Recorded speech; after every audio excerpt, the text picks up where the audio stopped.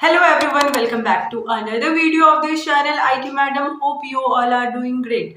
So guys, जैसे CBSE board exam नज़दीक आ रहे हैं, सबसे ज़्यादा जो क्वेश्चन आ रहा है मेरे पास वो यही आ रहा है कि आखिर हम लोग बोर्ड एग्जाम में ड्यूटी कैसे ले सकते हैं।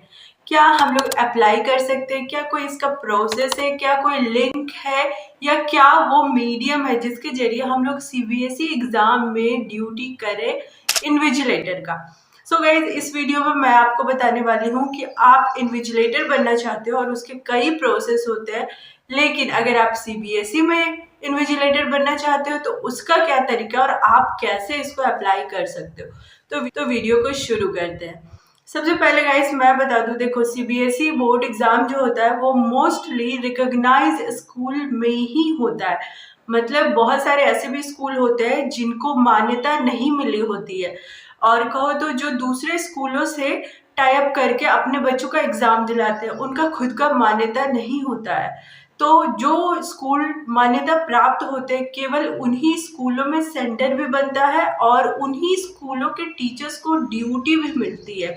तो अगर आप एक नॉर्मल कैंडिडेट हो और आप ये सोच रहे हो कि आप अप्लाई करो और एग्ज़ाम में ड्यूटी लो, तो वो संभव नहीं है। CBSE एग्ज़ाम में आप किसी लिंक वगैरह के थ्रू नहीं जा सकते हो, बिकॉज देखो स्कूलों की संख्या तो बहुत है और स्कूलों के पास टीचर्स भी काफ़ी होते हैं। तो इसमें आपको ऐसा कोई बाहर से अप्लाई करने का प्रोसेस नहीं होता है, क्योंकि जो भी एग्ज़ाम होता है उसके लिए टीचर्स एनफ होते हैं। प्राइवेट स्कूल, गवर्नमेंट स्कूल, सभी को मिला करके टीचर्स जितनी ज़रूरत होते हैं ऑलरेडी उतने टीचर्स रिक्वायर्ड उनका जो होता है वहाँ पे वो मिल जाते हैं। और अगर कभी भी टीचर्स की कमी होती है तो जो अनरिकॉग्नाइज्ड स्कूल है या टीचर्स की अगर कभी कमी होती है तो जो मान्यता प्राप्त स्कूल नहीं है उनको कांटेक्ट करके टीचर्स को ले लिया जाता है। सो अगर आप ये सोच रहे हो कि आप सिंपल ग्रेजुएट हो और आप इसको अप्लाई करो, तो ऐसा कोई नॉर्मल प्रोसेस तो नहीं है। लेकिन अगर आप फिर भी इसमें ड्यूटी करना चाहते हो तो इसका केवल एक ही तरीका है, और वो तरीका क्या है ना कि आपको कांटेक्ट बनाना होगा। वो भी अभी नहीं हो पाएगा, उसके लिए आपको पहले से रेडी रहना होगा। अब कांटेक्ट आप कैसे क्रिएट करोगे, तो जो भी मान्यता प्राप्त स्कूल होते हैं वहाँ पे जा करके आप पहले से बताओ कि आप इंटरेस्टेड हो। अगर उनको ज़रूरत होगी तो आपको वो कॉल करेंगे। आप क्लर्क से मिल सकते हो, समटाइम प्रिंसिपल से मिल सकते हो, क्योंकि यहाँ पे देखो जो एग्ज़ाम सेंटर पड़ता है ना, उस सेंटर को ये जिम्मेदारी दी जाती है कि कैसे वो स्कूल में अपना एग्ज़ाम को सक्सेसफुली कंडक्ट करेंगे। तो ऐसे में जो स्कूल है ना वो हायर आपको कर सकता है, लेकिन वो हायर तभी करेगा जब वो आपको जानता हो, क्योंकि किसी भी बाहरी ऐसे ही किसी को नहीं इन्विजिलेटर बनाया जा सकता है, क्योंकि बोर्ड एग्ज़ाम जो होता है एक बहुत ही जिम्मेदारी का काम है। तो अगर आपका टीचिंग बैकग्राउंड है, भले ही आप कोचिंग वगैरह में भी हो, तो आपका वहाँ पे कुछ प्रेफरेंस दिया जा सकता है।